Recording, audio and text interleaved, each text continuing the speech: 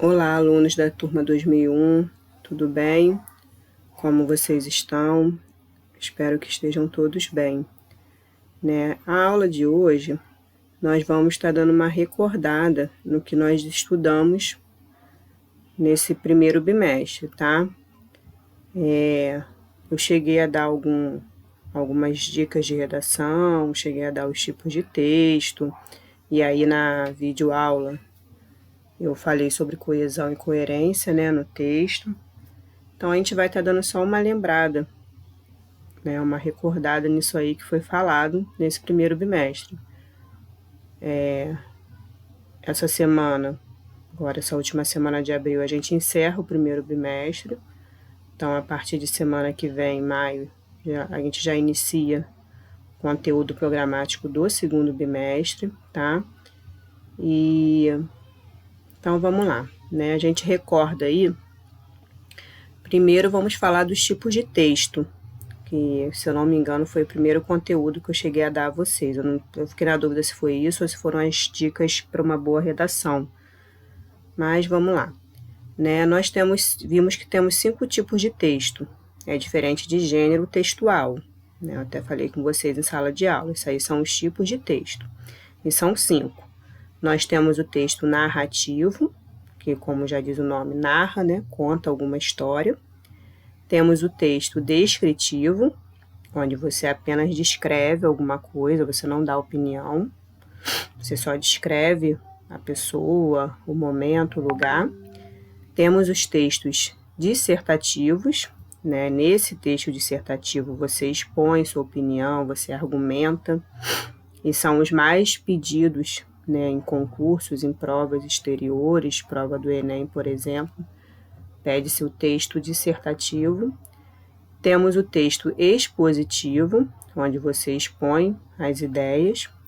E temos o texto injuntivo. O texto injuntivo é aquele que, como se desse ordens, A gente tem aí texto injuntivo, nós temos como exemplo a bula de remédio, uma receita culinária, que é um texto onde você segue algumas ordens, que são dadas, tá? Não necessariamente, como eu falei com vocês, não necessariamente você vai fazer um texto que só tenha um tipo, Você pode ter um texto dissertativo, onde dentro desse texto dissertativo você narra algum acontecimento, você descreve alguma coisa, você expõe a sua ideia, tá ok? Então, dentro desses textos aí, não necessariamente você tenha só um tipo de texto, tá? Nós vimos também as 10 dicas para uma boa redação.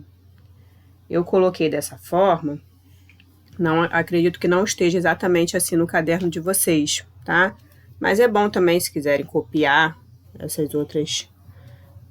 outra forma que a dica está sendo apresentada também, se você quiser copiar para deixar no caderno, mas fala também sobre o que está no caderno de vocês, sobre as dicas que eu dei para vocês que está no caderno, tá ok? Então, nós temos aí, não escreva difícil, usando as palavras para parecer que sabe de tudo. Use uma linguagem mais simples. Não é para usar no coloquialismo, Mas você usar palavras mais simples. Você pode querer rebuscar muito, com palavras muito difíceis, e acabar causando algum erro no seu texto. Críticas sem fundamento, sem objetivos, não devem ser feitas. A análise sobre algo deve ser realizada baseada em fatos. Uso, claro, uso de palavrões, jargões, gírias, coloquialismos é proibido. A linguagem de Face, WhatsApp, Instagram, você nunca pode usar. Então, você não abrevie, com exceção do etc., que pode ser utilizado em redações. E ele é abreviado. Não faça repetição desnecessária de palavras. Aí a gente tem até um exemplo aí, ó. Menina, você pode usar garota, criança, guria, tá? Você não repetir palavras, tá? Utilizar sinônimos, Senão o texto fica muito repetitivo, muito pobre. Nós temos também, ó, não enche a linguiça, Tá até entre aspas aí. Uns dizem coisa sem sentido, outros falam a mesma coisa várias vezes. Então, seja objetivo, seja claro. É melhor qualidade do que quantidade. Normalmente, pede-se um processo de no mínimo 15 linhas, como eu expliquei a vocês também sobre isso. 15 a 20 linhas. Né? Aí eu até falei com vocês, normalmente você faz um parágrafo entre 4 e 5 linhas, para não ficar um parágrafo muito extenso, né? E aí o primeiro parágrafo você deixa como introdução, os 2 parágrafos do meio, 1 ou 2 parágrafos do meio você coloca como seu desenvolvimento, e o último parágrafo como conclusão, tá ok? Não esqueça cedilha, então, não esqueça de cortar o T, o pingo do I, as letras maiúsculas e nomes próprios, coisas assim, até básicas, né? Mas que às vezes na hora da pressa do texto você acaba esquecendo. O 8 aí, coloque ponto final, né? O pessoal tem mania de fazer períodos muito longos, só vírgula e tal. Ponha ponto, dá uma pausa no seu pensamento, até para não ficar uma coisa muito confusa, né? Aí a pessoa começa a ler o período, não sabe mais o que leu lá anteriormente. Fazer a concordância verbal, concordância nominal, se o sujeito está no plural, o verbo no plural, tá ok? E releia o texto, né? É impossível tentar organizar o texto, corrigir erros e tirar boa nota sem você reler. Coloque-se no lugar de um leitor. Terminou? Como se fosse o leitor. Será que ele entenderia o que está escrito aqui? Tá? Então, essa daí foram algumas, né? Eu tô dando de uma outra maneira, mas as dicas que foi colocado no caderno de vocês. E aí, a última que eu coloquei na videoaula, coesão e coerência. Né? A coesão é o resultado da disposição e da correta utilização das palavras. Né? Então, é você utilizar os conectivos e as palavras de forma correta. Ela colabora com a organização, tá?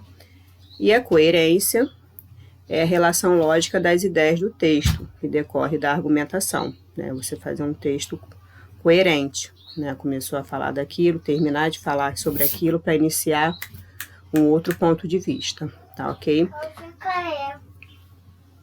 Então, foi mais ou menos isso que a gente viu. Foi mais ou menos isso aí que a gente viu no primeiro bimestre, tá ok? A gente está dando só essa pincelada aí para poder estar encerrando esse primeiro bimestre nessa semana, tá? Então, fiquem com Deus, se cuidem e leiam, né? A produção textual, eu gosto muito que vocês escrevam, me deem, para a gente poder corrigir, fazer aquele feedback, né? A gente está com essa dificuldade agora, então aproveita esse período para ler. Baixem livros, né? Leiam reportagens, leiam coisas que vocês gostam, né? Gêneros que vocês se interessam, tá ok? Então, fiquem com Deus todos e se cuidem.